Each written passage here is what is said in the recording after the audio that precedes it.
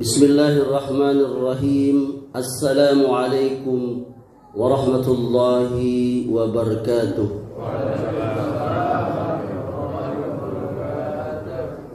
Innal hamdalillah nahmaduhu wa nasta'inuhu wa nastaghfiruh wa na'udzu billahi min sururi anfusina wa min sayyiati a'malina. Man yahdihillahu فلا مضل له ومن يضلل فلا هادي له وأشهد أن لا إله إلا الله وحده لا شريك له وأشهد أن محمدا عبده ورسوله صلى الله عليه وعلى آله وسلم. Ayahanda dan ibunda serta saudara dan saudariku dan anak-anak sekalian, para pengurus dan jamaah Masjid Al-Mujahidin yang saya cintai dan saya muliakan. Alhamdulillah, kita bersyukur kehadirat Allah Jalla wa'ala. Allah masih memberikan kepada kita nikmat yang sangat banyak, sehingga kita masih dapat melangkahkan kaki kita ke masjid yang kita cintai ini dalam rangka melaksanakan ubudiyah kita, yakni pengabdian kita kepada Allah, yakni beribadah kepada Allah, wabil khusus yakni salat 5 waktu, salah satunya yang kita laksanakan ini salat subuh secara berjamaah. Semoga Allah Subhanahu wa taala menerima amal kita. Dan ayahanda, ibunda serta saudara dan saudariku dan anak-anak sekalian pun tidak pulang ke rumah sejenak sembari menunggu terbitnya matahari. Kita duduk untuk memperhatikan pelajaran yang akan disampaikan oleh para pemateri di masjid ini setiap pekannya. Begitu pentingnya ilmu agama saat ini. Di samping memang ilmu agama itu menjadi sebagiannya telah asing bagi kita kaum muslimin, dan juga salah satu sebabnya itu adalah tampilnya orang-orang yang entah berantah dari mana orang itu, atau dari mana dia dapat pelajaran ilmu, sehingga tersebarlah kerusakan yang kita lihat di media-media, terutama media sosial. Sebagiannya para orang yang dianggap berilmu itu, penceramah itu, bisa ngomong sama semut, bisa menolak, mengatur yakni malaikat maut.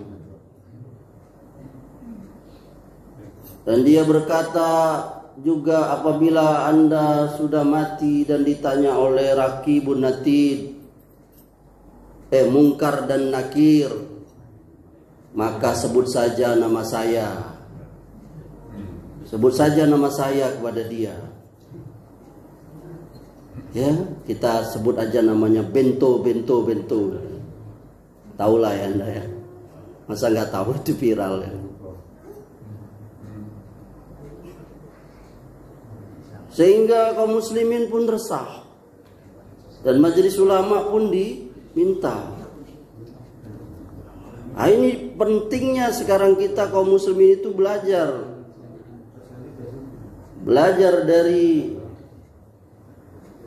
ulama kita yang lurus, yang memang dia alim tentang agama ini, yang silsilahnya itu jelas.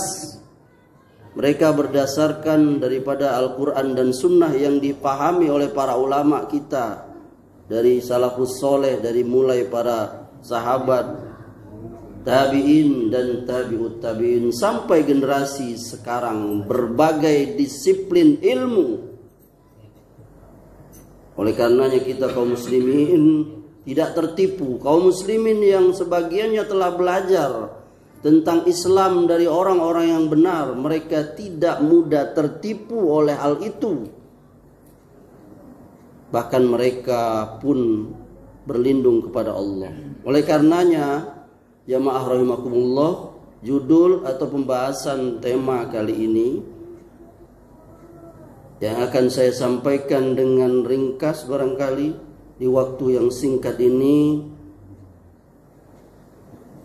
utamanya saya ambil dari kitab dengan judul aslinya Risalatun fi Hukmi As-Sihri wa Al-Kahanah, yang ditulis oleh Syekh Abdul Aziz Ibnu Abdullah Ibnu Baz, atau yang kita kenal dengan Syekh bin Baz.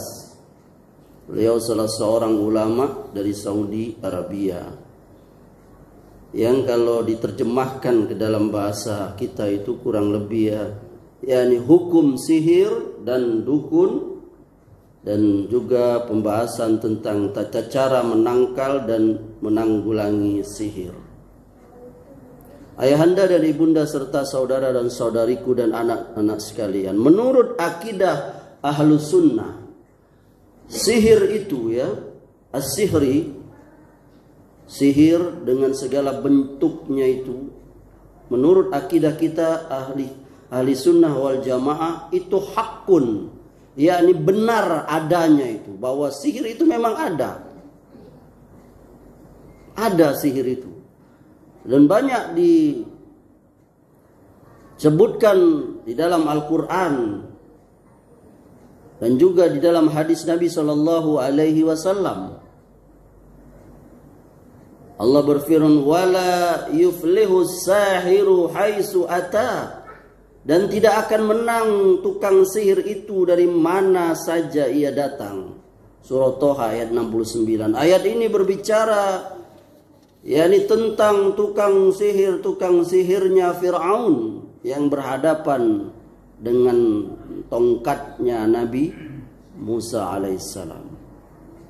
Bahkan Nabi kita Muhammad sallallahu alaihi wasallam, beliau pun terkena sihir. Beliau pernah terkena sihir juga. Nah, itu pembahasan dalam sejarah ya.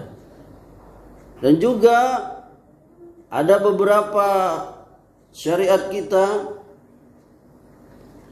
yang ayahanda, ibunda serta saudara dan saudariku telah lakukan setiap hari, yakni kita dianjurkan untuk membaca yakni surah, salah satunya surah Al-Falaq, yang di dalam surah Al-Falaq itu ada kalimat wa min syarrin naffasati fil uqad. Dan aku berlindung, kita disuruh berlindung kepada Allah dengan beberapa hal. Salah satunya kita berlindung dari tukang sihir perempuan yang meniupkan pada buhul-buhul.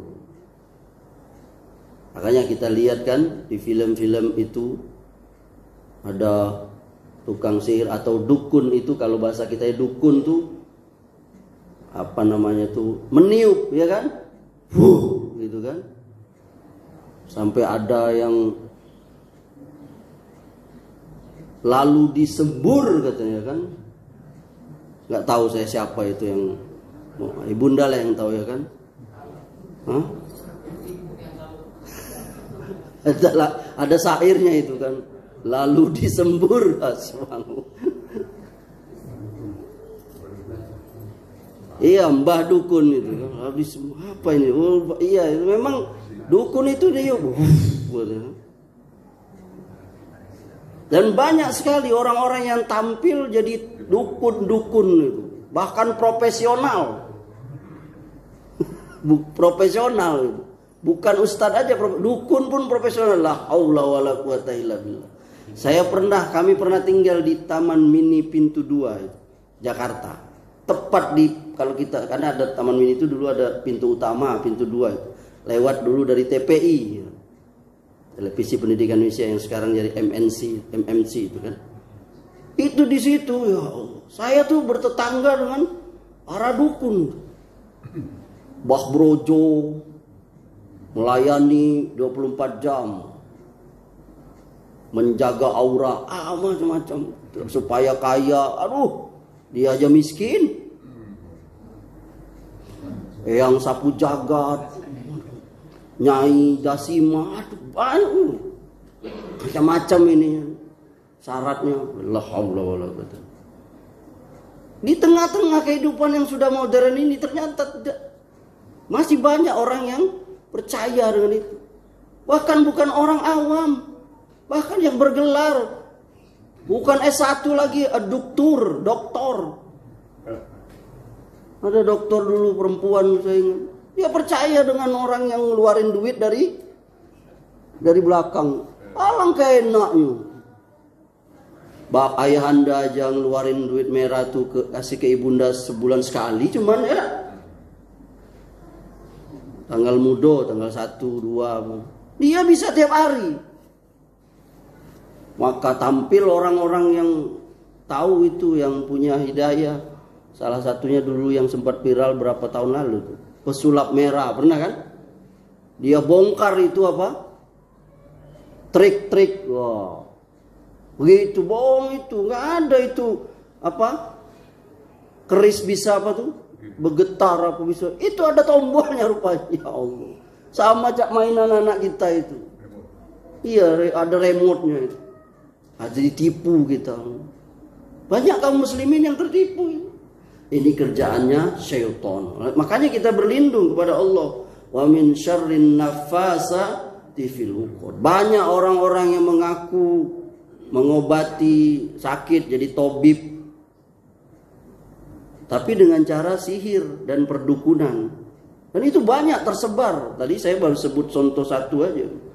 Bahkan mereka bikin TV-nya, bahkan mereka bikin akun YouTube-nya itu. Mereka buat itu yang namanya buku-buku itu.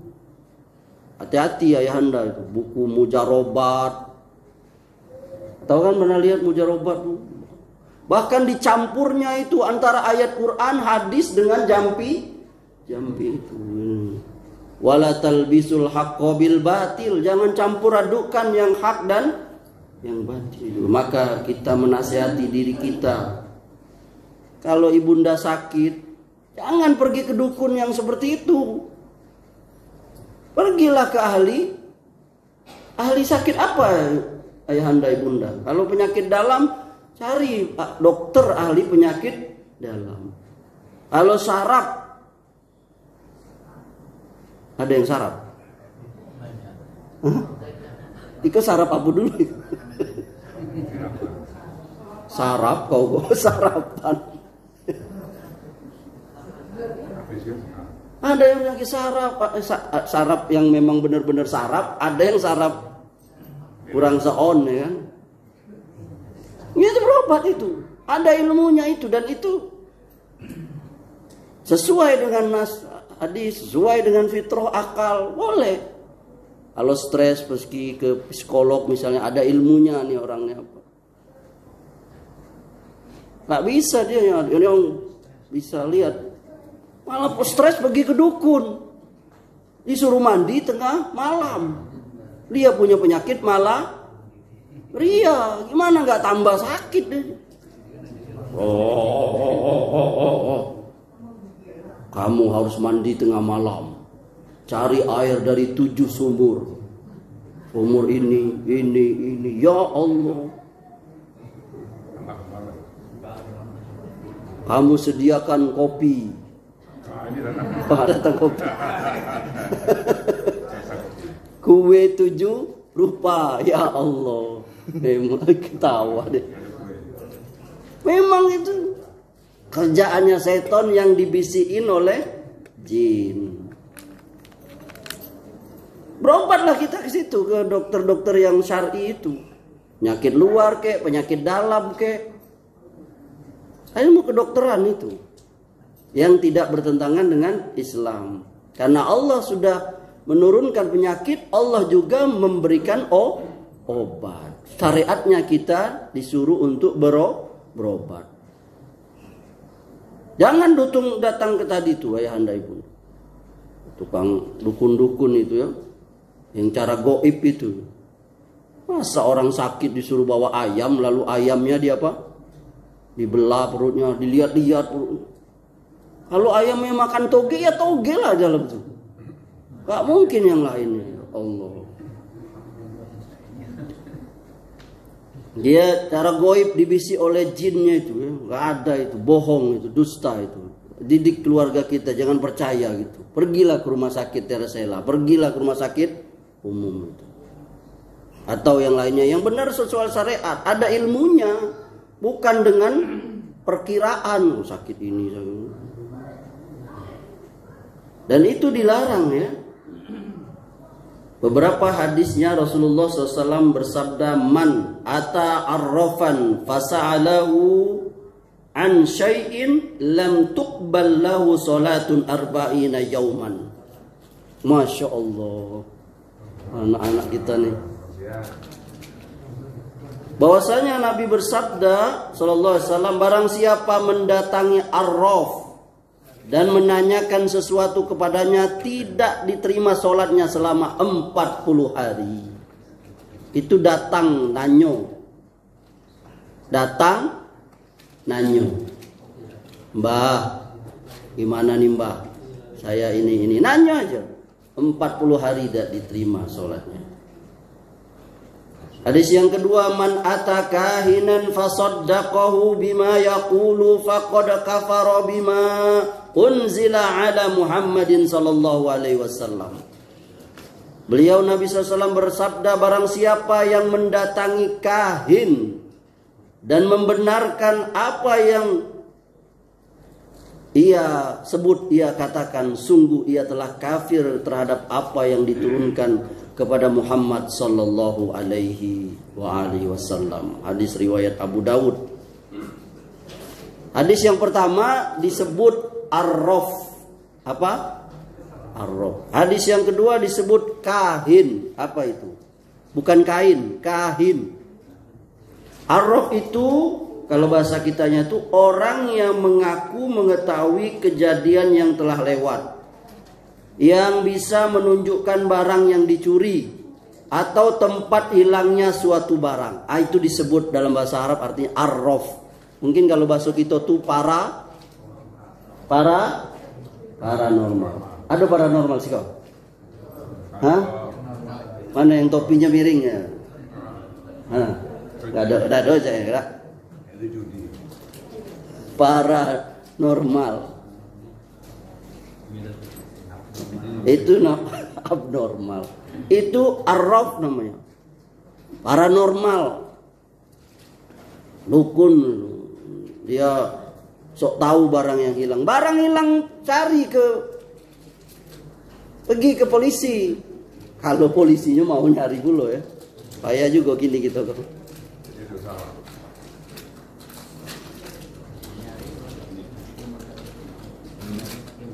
Iya. Lapor polisi, saya hilang pak. Soal mereka mau cari apa enggak itu urusan mereka lah.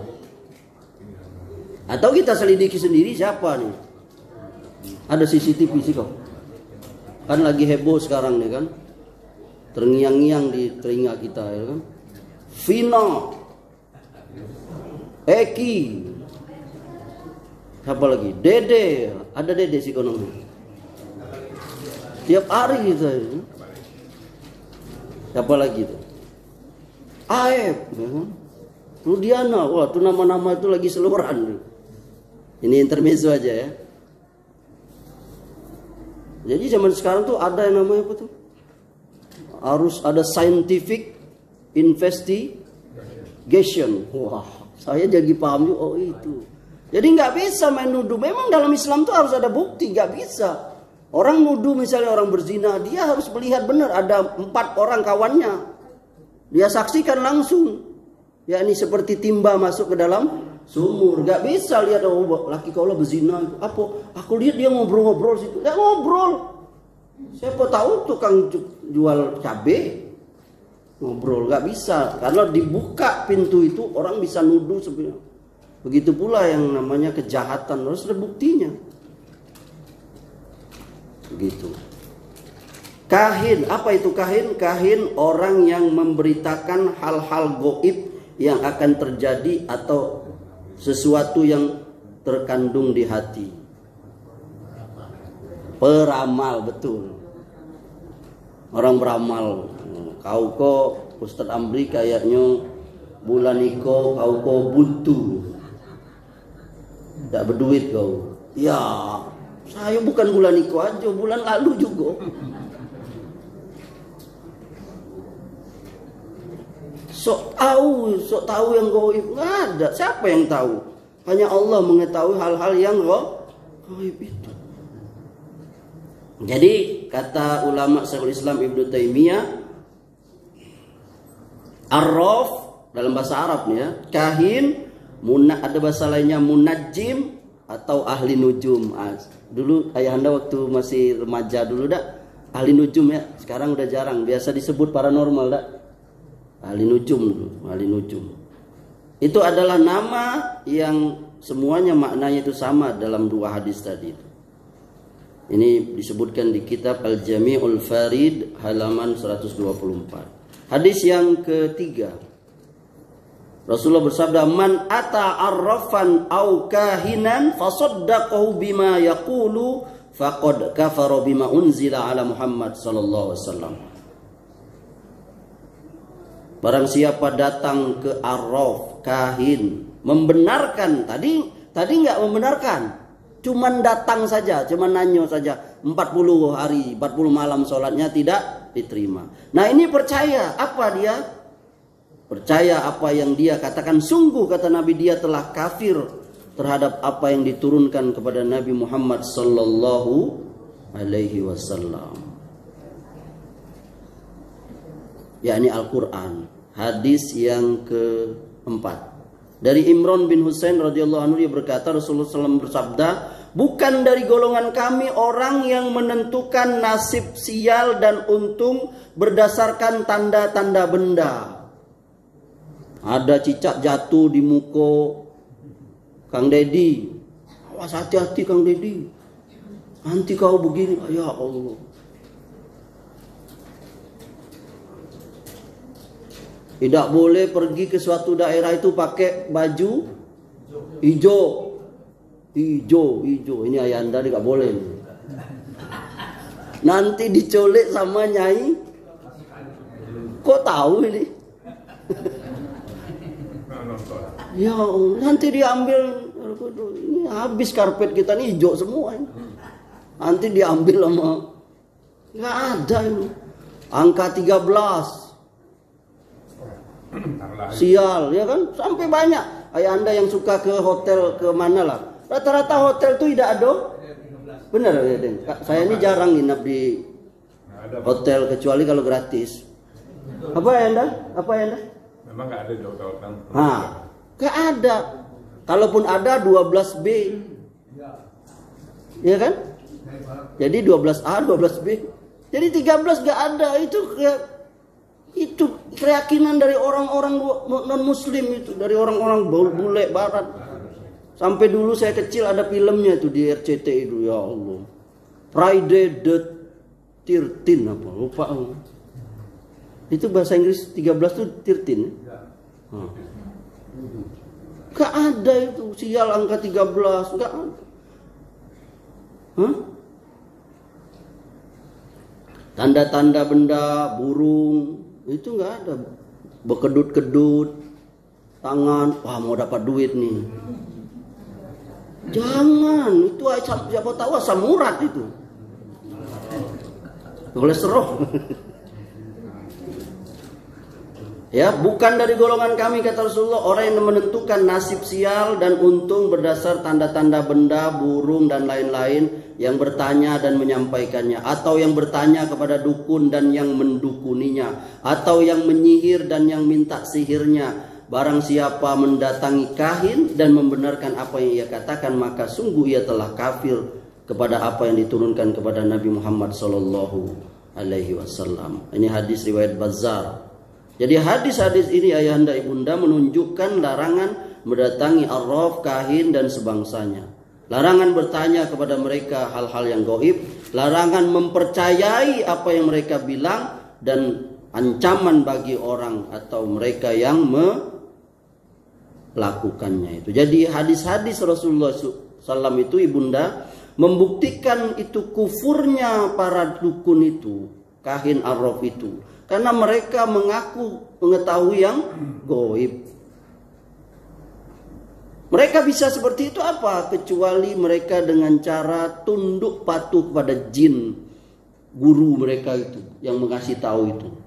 Mereka mengajukan syarat-syaratnya kepada jin. Saya pernah membaca satu kitab yang menyebutkan berbagai macam praktek-praktek perdukunan itu dari penjuru dunia. Saya punya itu. Salah satunya itu di situ disebutkan, salah satu yang dilakukan oleh dukun itu supaya dia dapat ilmu dari jin itu, dia bersedia disodomi oleh jin itu. Bayangkan itu.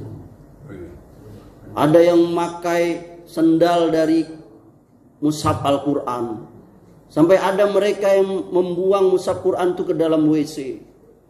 Jadi mereka memang melakukan sesuatu yang kufur. Makanya betul bahwa mereka ini kalau dalam hukum Islam ya, kalau di Saudi habis, nggak ada.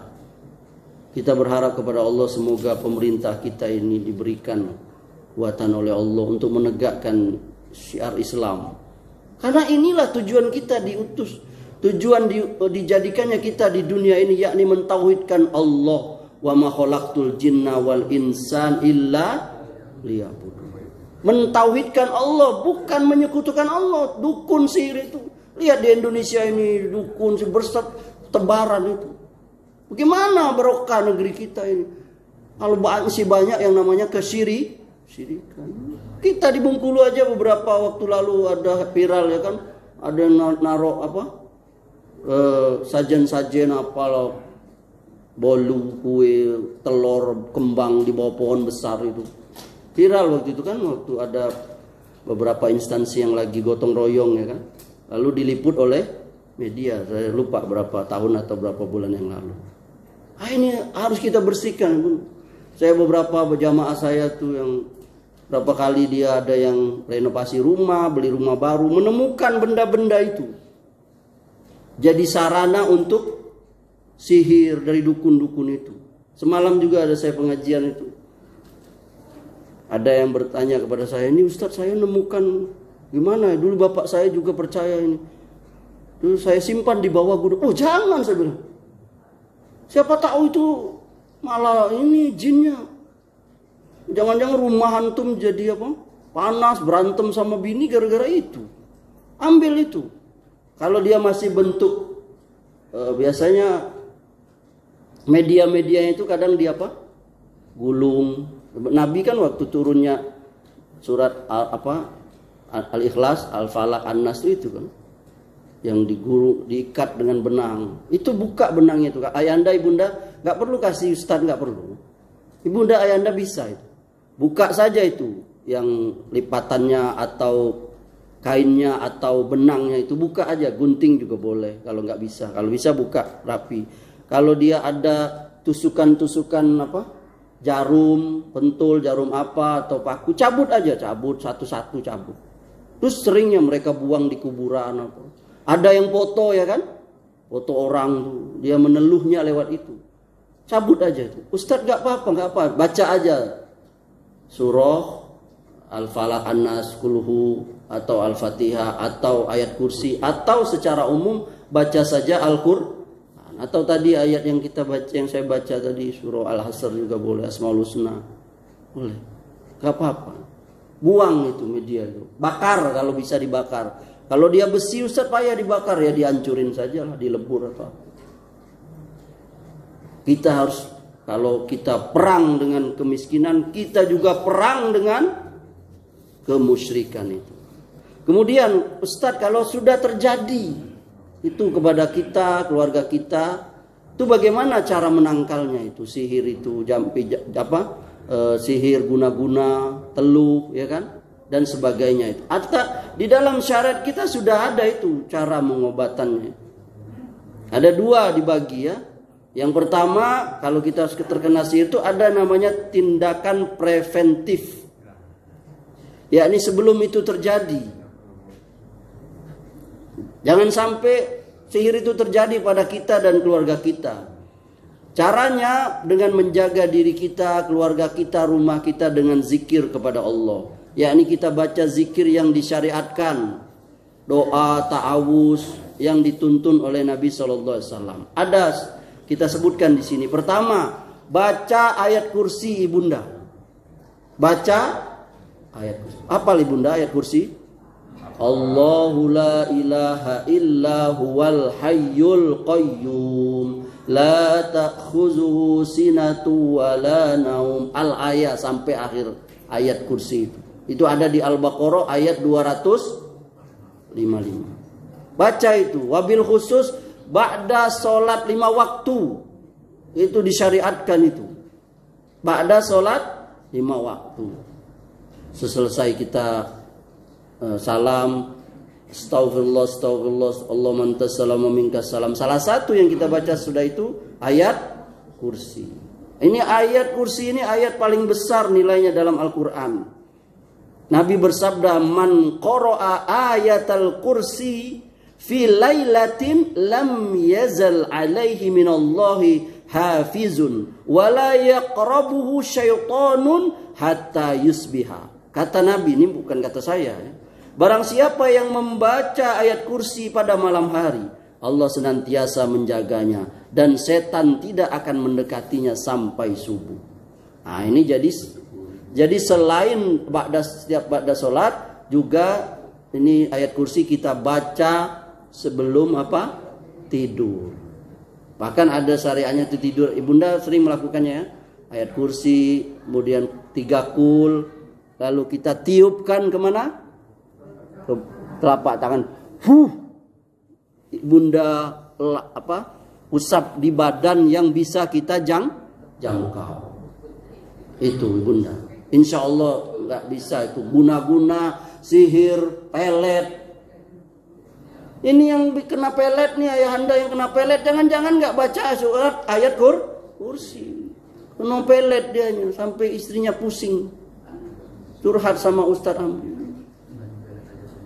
Bukan bapak-bapak sini, bapak-bapak di Antabran. Yang kedua, baca surah Al-Ikhlas, tadi ayat kursi, Al-Falaq, An-Nas setiap sholat 5 waktu. Baca 3 surat itu 3 kali ibunda.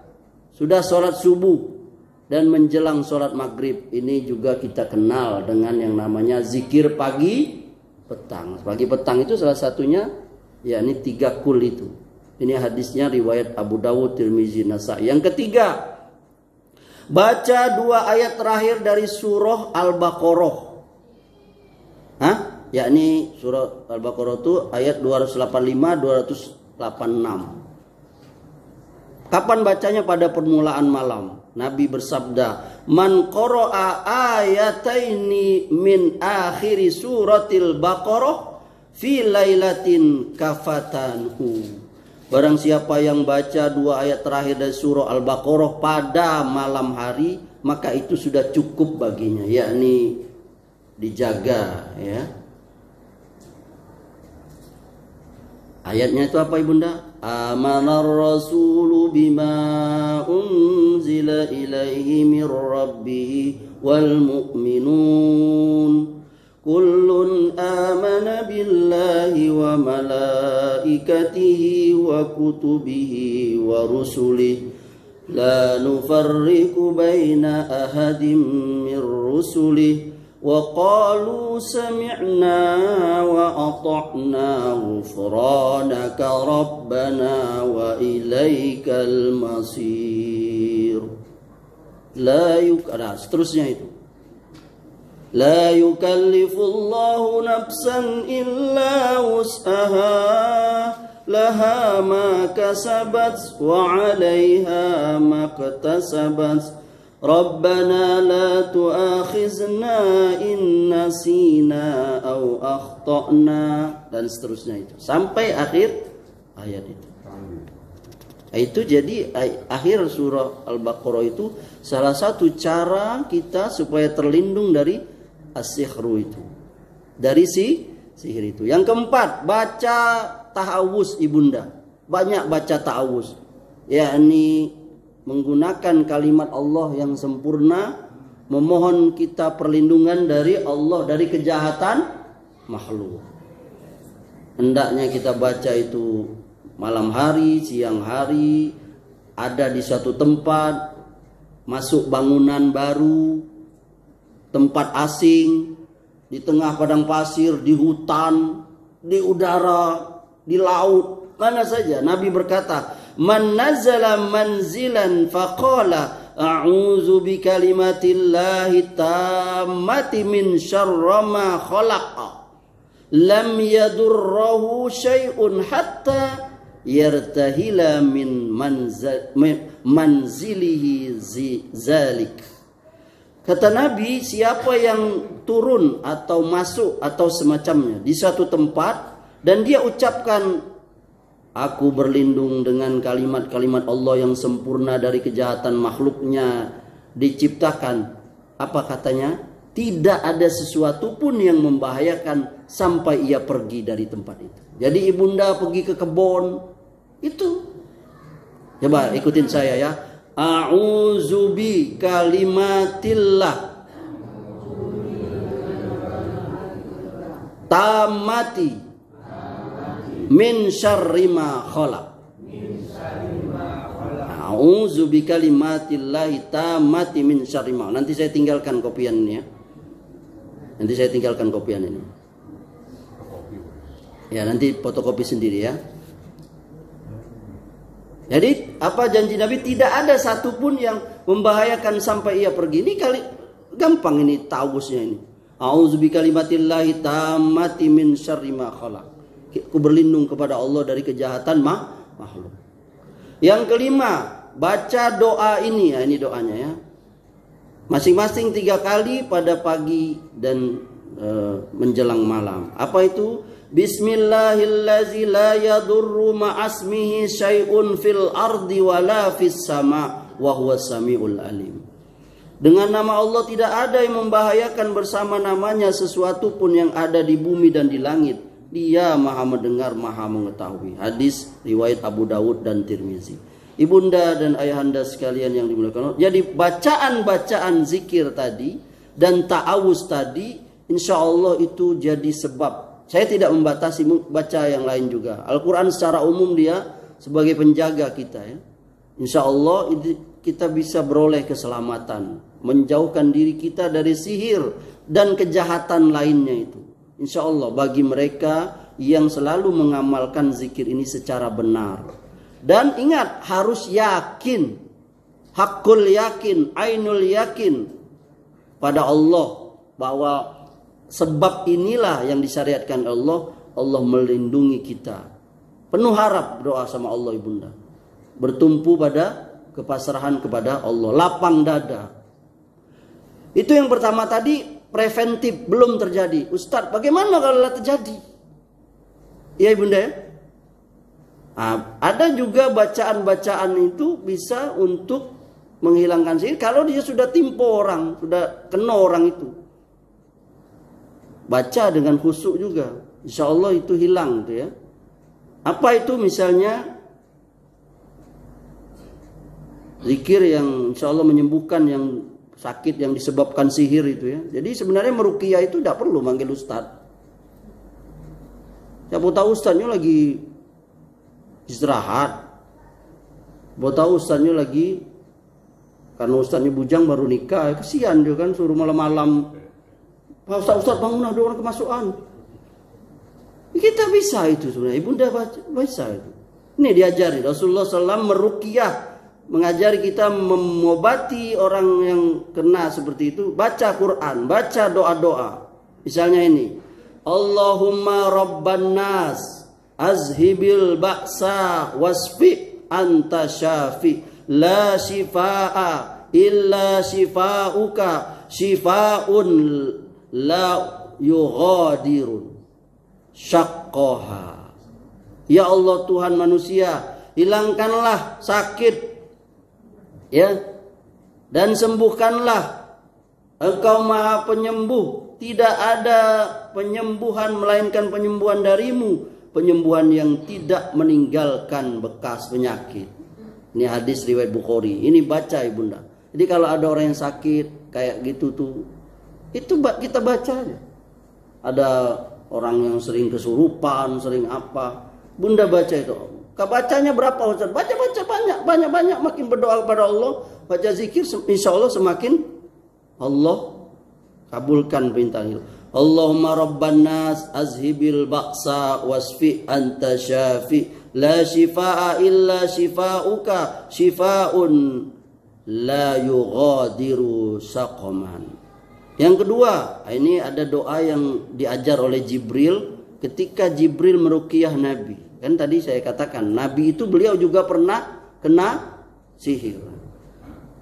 Bismillahi arqika min kulla syai'in yu'zika wa min syarra kulla nafsin au aini hasidin. Allahumma yashfika bismillahi arqika wal yuqabbarur zalika thalasa marratin. Dengan nama Allah aku meruqyahmu dari segala penyakitmu yang datang dari kejahatan setiap diri, dari pandangan mata yang penuh kedengkian. Itu namanya ain. Ain itu ya, pandangan mata iri dengki. Semoga Allah menyembuhkanmu. Dengan nama Allah aku meruqyahmu. Baca ini tiga kali kepada orang yang kena sihir, jampi-jampi, tenun, apa itu.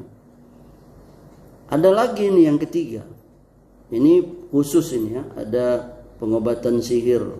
Ini terutama bagi laki-laki yang tidak dapat menjima istrinya karena kena sihir. Jadi ada rupanya laki-laki itu tidak bisa dia mendatangi istrinya itu. Dek karena dia apa? Loyo. Rupanya dia ini kenapa? Kena sihir rupanya. Ya, jadi masalah dalam rumah tangganya sama istrinya. Ini caranya bagaimana ini? Nah, bagi apa? Kita kasih tahu, ambil 7 lembar daun bidara yang masih hijau. Tahu daun bidara ya? Tanyalah ya. Ditumbuk, diulek kalau batu gilingan tuh kan. Ya. Sudah itu dimasukkan sebuah bejana atau tempat. Tuang air ke dalam wadah itu. Lakukan itu untuk mandi. Apa? Untuk mandi. Baca ayat kursi di tempat itu, tempat daun bidara itu. Baca juga surah Kafirun, baca Al-Ikhlas, baca Al-Falaq, baca An-Nas. Dan ada juga ayat-ayat sihir, itu ada di surah Al-A'raf ayat 117 119. Surah Yunus ayat 79 sampai 82. Surah Toha ayat 65 69. Ustaz, ala kebanyak. Tidak hafal kami. Baca pakai mushaf. Boleh. Ada ibunda yang kena sihir? Hah? Saya dengar banyak perempuan Indonesia kena sihir laki-laki Korea. Sibuk nonton Korea. Ya. Nah, itu baca itu tadi ya. Ini baca itu tadi ya, surah Arab 117 119. Ini di kopian ini ada disebutkan.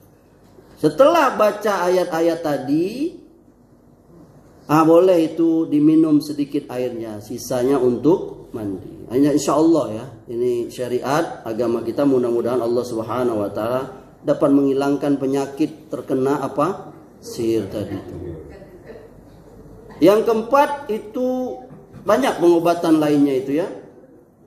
Yang bermanfaat itu kita kerahkan daya upaya kita untuk mengetahui apa sebab di sihir itu. Kemudian apa sarananya. Jadi ayahanda tuh rajinlah bersihkan rumah. Siapa tahu itu ada orang melempar apa? Itu banyak itu. Ngapalah dagangan sayurku apa? Rupanya ke toko dia tuh sudah dilempar apa? Oleh orang tanah kuburan atau dilempar ke dak rumah. Dia tidak tahu. Makanya kita lihatlah kalau rumah kita suasananya agak, insya Allah kalau kita yang rajin sholat tuh bisanya Allah kasih tahu itu. Ngapu itu ada apa? Ngapu belago terus. Padahal awak rajin. Nah, siapa tahu itu ada medianya. Banyak itu, ada orang ketemu di tokonya itu setelah dia bersih-bersih. Iya, rupanya ditanam, bahkan ada yang ditanam, ada yang dilempar, media-media itu. Ada yang bentuk pocong. Saya pernah jumpai itu, ada bentuk pocong itu di kuburan. Jadi kita nggak nyangka. Pas dibuka ada foto perempuan di situ. Ditusuk pakai paku jarum tuh. Lihat dibuangnya di mana? Di kuburan. Orang nggak tahu kan? Lihat itu. Dia jadikan media itu. Ada juga nih murid saya di Curup itu. Iya benar. Dia kenapa Ustaz? Ini wallahi ini benar-benar terjadi murid saya. Dia kenapa ya Ustaz? Ibu saya tuh ribut terus dengan adik.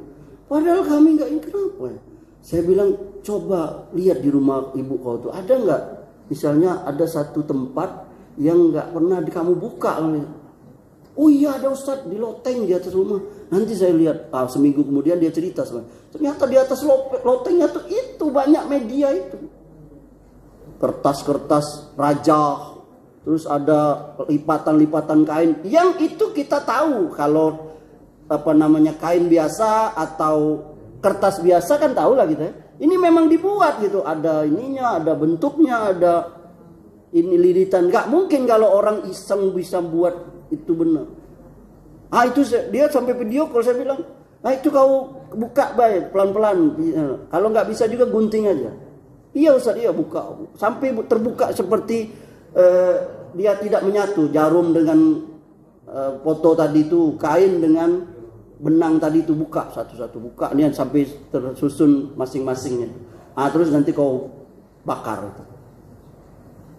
Itu. Jadi ini banyak Ibunda ya, melalui majelis taklim ini kita ingin mengajari itu ya. Dan kita jangan mengobati sihir dengan cara datang ke tukang sihir. Nanti dia datang tadi itu, kau bawa ayam hitam ya, matonya hitam, bulunya hitam, kakinya hitam, nya